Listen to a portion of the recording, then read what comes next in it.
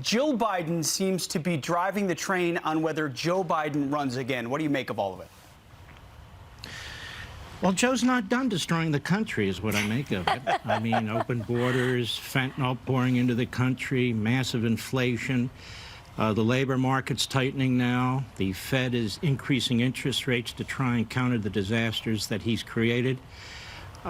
We have the potential for war all over the world, not because we do too much, but because they see a feckless, weak president, and they're right. They claim to support the environment. He hasn't even found time to go to Palestine, Ohio. They don't support the environment. They've undermined law enforcement. We have crime in this country we've never seen before. We have a massive, massive debt, thanks to him and the rhinos in the Senate. So Joe's not done, you see. And the nation needs to unite around Joe. And, of course, Joe's propaganda and rhetoric is very uniting, too. Even during the height of the Civil War, Lincoln didn't talk about Southerners the way Joe Biden talks about Republicans today. And he saves his hate for Republicans. He doesn't talk about the communist Chinese this way or the fascistic Russians this way or the Islamists in Tehran this way. No, no. He talks about Republicans, and he condemns Republicans for Jim Crow, which is very odd since Joe Biden was involved in Jim Crow and segregation and racism and opposed the integration of our public school systems and so forth.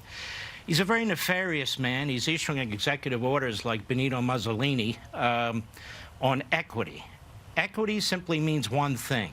Certain groups of people in this country will be benefited. Certain groups of people in this country will be attacked. Let me just say this as a footnote. You want to know the real reason Joe Biden is not in Palestine, Ohio? Because it's not part of his election base. These are mostly white people. I'm just telling you the truth. They're mostly Republicans. They're lower middle class. They mean literally nothing to this man. They don't have a civil rights movement defending them. They don't have an environmental movement defending them. Hollywood's not coming there. Most of the shows on MSNBC and CNN don't give a damn about these people. That's why Joe Biden's not in Palestine, Ohio. So he would be a disaster. He's a one-man wrecking ball.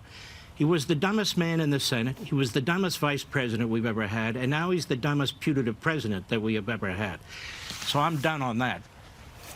So it's interesting because a lot of people, I'm one of those people that I've as a former political spouse, I looked at what Jill Biden has done to push her husband to run. I think it's disgusting, frankly. I don't think he is cognitively there, and it keeps getting worse. But my husband has spoken to some pretty well-placed Democrats, and they have told him that Joe Biden is definitely running, and Joe Biden thinks everything is going really great. He's high on how great things are going for him, which seems so unbelievable. He's delusional. He's got several news networks that tell him he has single-handedly saved democracy while he's undermining it. Look, the left is ideological. That's their religion. As my wife says, their ideology is their religion. Religion is not their religion. And Joe Biden is always has been narcissistic. He's always been on the lower end of the IQ level. And so he's persuaded himself that he's the greatest president since FDR. And look, they have these phony historians that go into the Oval Office, tell him to keep it up, how great he is. The guy gets up and he says, we need more inflation to beat inflation.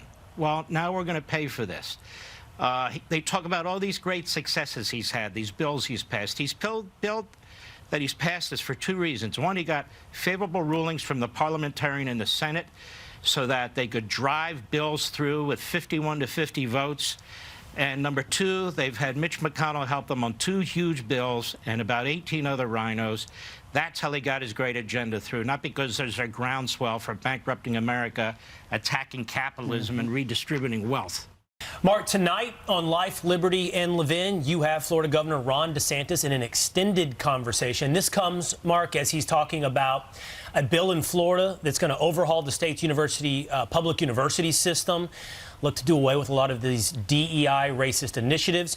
And at the same time, Mark, as well, that people like the Wall Street Journal are saying the war in Ukraine is a real test for any presidential aspirant, and specifically Governor Ron DeSantis. What did you learn in this conversation you had with the governor? A couple of things. I don't allow a columnist or a newspaper to drive the agenda when it comes to me. So whether Ukraine is a decisive issue or not, or how that plays out, I'm not 100% sure, but I will say this. I don't interview people based on what journalists have to say, or gotcha, or gossip. Do I look like Andrea Mitchell? I'm not Andrea Mitchell. So I try to have the guest explain to me and to the audience who they are, what their background is, to go deep into the substance of the things that they've actually dealt with. But I do want to talk about Ukraine, because you're three of the most wonderful people that I know, and we have a very, very deep disagreement on this. And it's this. I think we can agree that one of the reasons Putin invaded Ukraine is because how we surrendered in Afghanistan. And Pete, you would know this better than anybody. I agree with that. Donald Trump was not a pacifist. Donald Trump didn't cut and run. Donald Trump didn't cut off allies, whether it was in Syria or Iraq, whether he took on ISIS and took out Soleimani. So the key word here should not be ideology, it should be prudence. When it comes to foreign policy, each case is different. But let me suggest this to you. If you had told me 10 years ago that we could spend $100 billion and come close to defeating the Russian military, people would have thought you're smoking something. The fact of the matter is this. The Ukrainian people are not going to surrender. They didn't invade Russia. Russia invaded them. They're not going to roll over and play dead.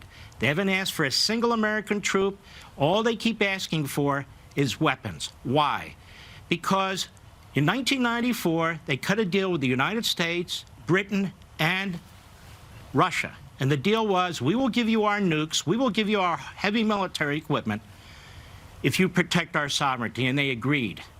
So they lay there naked, and they're invaded, and Putin knows it, and he's a monster to his own people. But folks, did you hear what his number two said yesterday?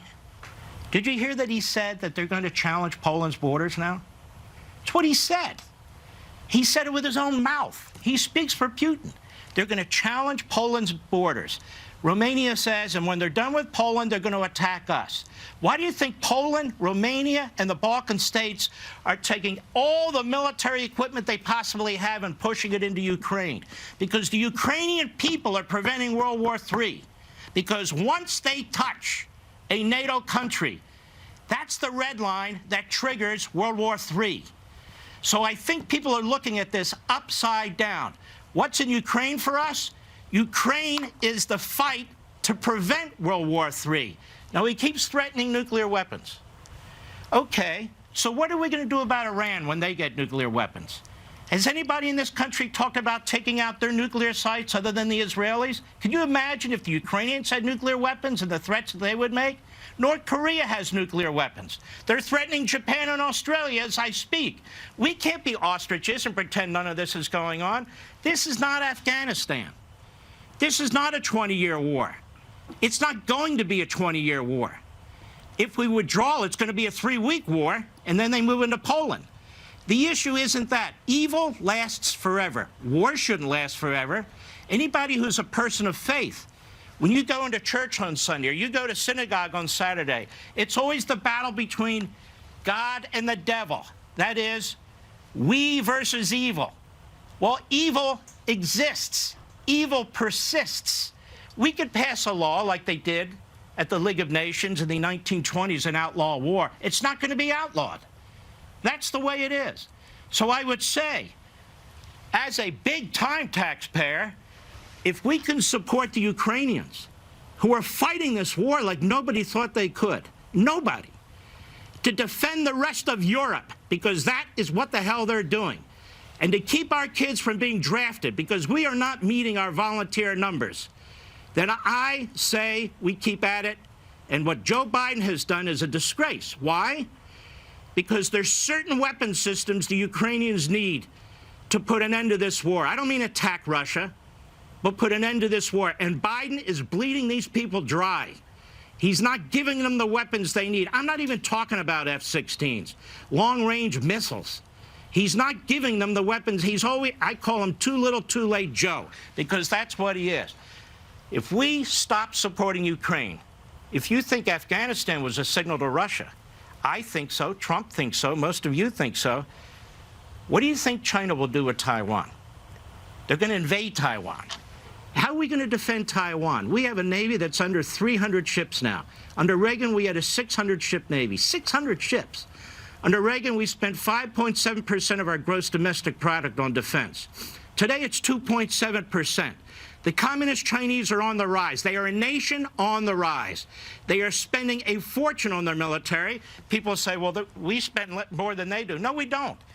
They give us the numbers. They're liars. And their civilian and military economies are fused. One is the same as the other. They have a massive infantry. Their navy's bigger than ours. They're right off the coast of Taiwan.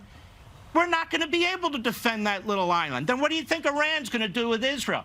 Iran, North Korea, China, and Russia now have an access. It's an open access. And if we think putting our heads in the sand, what we should be doing now is building up our military. People talk peace through strength. Where's the strength?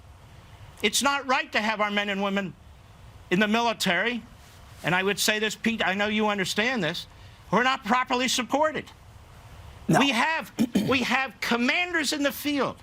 We have generals in the Pacific, admirals in the Pacific saying, as much as they can publicly, that I don't know that we can win a battle with the Chinese. Yeah. We used to be able to fight on two fronts at the same time. We can barely fight on one. We're running out of ammunition in Ukraine. How is that possible? For the same thing, Mark. How is that possible? Our ruling class is incompetent. They're misleading the American people. If we don't handle this right, it will be World War III. And the answer isn't pacifism in the face of aggression. The answer isn't withdrawal in the face of aggression. The answer is prudence. Build up our military, be prepared, make sure Europe isn't attacked, Eastern Europe, through Ukraine, because that's his plan. Whether you want to believe it or not, read what he wrote and listen to what his number 2 said yesterday. Why don't we accept what they say? So your question to me is, will this be a big issue with the Republicans? Maybe. We've got a lot of problems in this country, an open border, crime. We've got a Democrat Party that is trying to destroy capitalism and replace it with Marxism. We have our children being indoctrinated rather than educated. We have parents being targeted by the FBI. We have pro-lifers being targeted by the FBI. We have a former president being targeted by the FBI. This country's unraveling.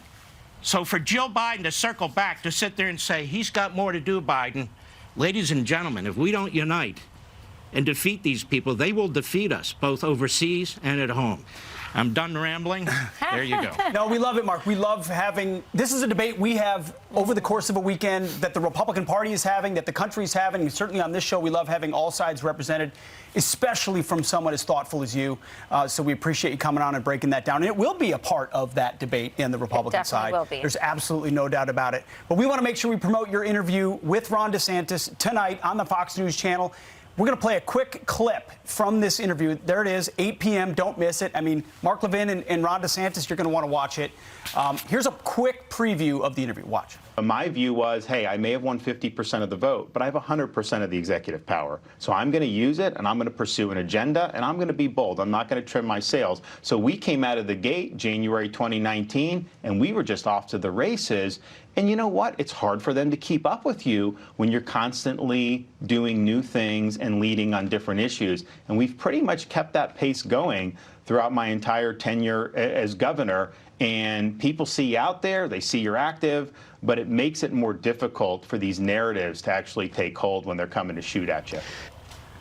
Mark, looks great. We will all be watching tonight, 8 p.m. Eastern Time, your interview with Governor Ron DeSantis. Thanks for being with us. Thank you, Mark. We appreciate it. God bless you all. You guys are great. Want to see more Mark Levin? Go to levintv.com and subscribe now.